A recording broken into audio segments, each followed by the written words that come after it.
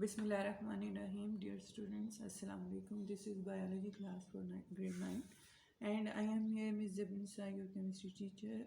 I hope you all are fine and doing your studies with your great interest. Students, we are doing chapter number 7 in bioenergetics, and this we are doing photosynthesis.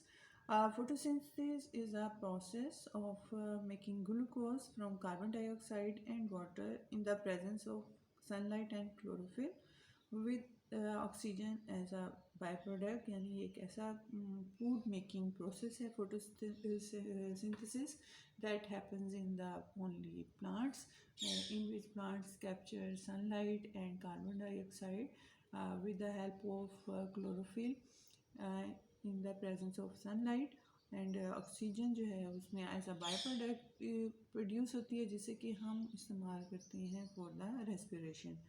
Actually, today we are going to do mechanism of photosynthesis. It happens into two steps. First, or you can say two phases. In first phase, oxygen is used, and they are called light reaction. And in second phase, light is not used. That are called light reactions.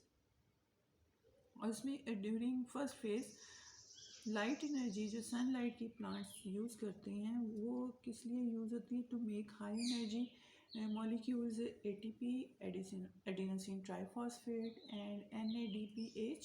This is nucleotinamide, adenine, dinucleotide, phosphate hydrogen. यानी अगर phosphate और hydrogen भी जब attach हो जाते हैं इसके साथ, और NADP जो है that acts as a coenzyme. और जैसे कि आप चैप्टर 6 में पढ़ा कि कोएंजाइम क्या होते हैं, that make electrons and hydrogen आइन. जो हाइड्रोजन आइन और प्रोड्यूस होते हैं वाटर की फोटोलाइसिस से, वो अपने साथ अटैच कर लेते हैं, और अगर कोई फॉस्फेट आइन हो तो वो अपने साथ अटैच कर लेते हैं, and they make NADPH. These are high energy molecule. So light is used to make these high energy molecules, so they are called light reaction, and they happen in the thylakoid membranes of chloroplast. अगर आपको याद हो कि chloroplast का जब हमने structure किया था तो उसमें एक स्टैक सा होता है जैसे कॉइन्स एक दूसरे के ऊपर रखे हों, तो उसको हम थाइलेकोइड कहते हैं, और पूरे इस बैच को ग्रेना कहते हैं. तो ये थाइलेकोइड की उस पे मेम्ब्रेन पे ये लाइट रिएक्शंस होते हैं, और ये अगर जो इसके जो स्ट्रोमा है उसका जो इसका लिक्विड फ्लूइड है उसके ऊपर डार्क रिएक्शन होते हैं. ये इसमें डिफरेंस है कि लाइट रिएक्शन जो है वो थाइलेकोइड मेम्ब्रेन पे होते हैं, जो एक स्टैक सा जैसे कॉइन्स एक दूसरे के ऊपर रखे और उस पूरे एक सेट को ग्रेना कहते हैं, और उसके अंदर जो उसका लिक्विड फ्लूइड है उसे स्ट्रोमा कहते हैं, और उसमें जो है डार्क रिएक्शन होते हैं जिसमें लाइट यूज़ नहीं होती. और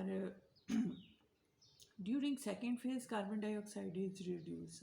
अब फर्स्ट फेज में हमने क्या किया कि कैप्चर करते हैं लाइट एनर्जी को और यूज़ करते हैं हाई एनर्जी मॉलिक्यूल बनाने के लिए ATP एंड NADPH, और सेकेंड फेज में कार्बन डाइऑक्साइड रिड्यूस होती है to make glucose.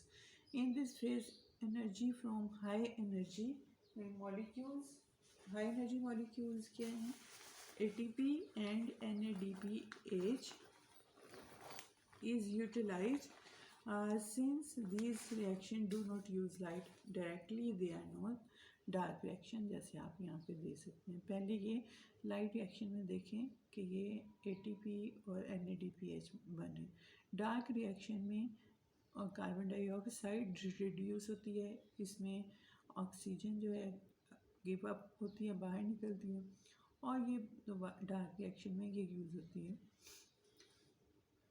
The dark reaction takes place in the stroma of chloroplast. ये मैंने आपको ये पूरा एक क्लोरोप्लास्ट का मॉलिक्यूल है, इसके अंदर थाइलेकोइड होती हैं, और थाइलेकोइड में स्ट्रोमा है, स्ट्रोमा लिक्विड फ्लूइड है, और उस पर ये रिएक्शन डार्क रिएक्शन होते हैं. तो the summary event of light reaction can be explain summarised as कि जब क्लोरोफिल जो है मॉलिक्यूल लाइट एनर्जी एब्जॉर्ब करते हैं, their energy level increase and their electrons are emitted, तो वो उससे इलेक्ट्रॉन जो है निकलते हैं। Electron are pass to electron transport chain, और ये इलेक्ट्रॉन यूज़ होते हैं एटीपी बनाने के लिए।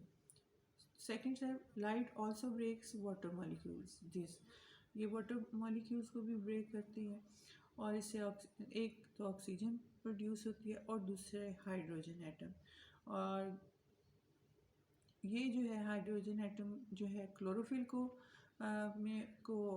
ट्रांसफ़र हो जाते हैं और फिर ये आइंस बन जाते हैं।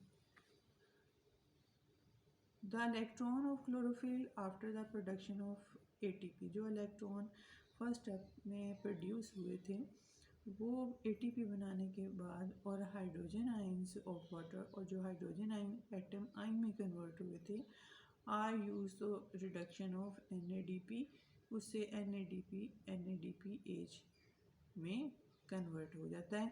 और ये मैंने आपको बता दिया था कि ये कोएंजाइम के तौर पे वर्क करते हैं, ये इलेक्ट्रॉन को भी एक्सेप्ट करता है और हाइड्रोजन आयंस जो हैं उन्हें भी एक्सेप्ट करता है, and it make NADPH high energy molecule.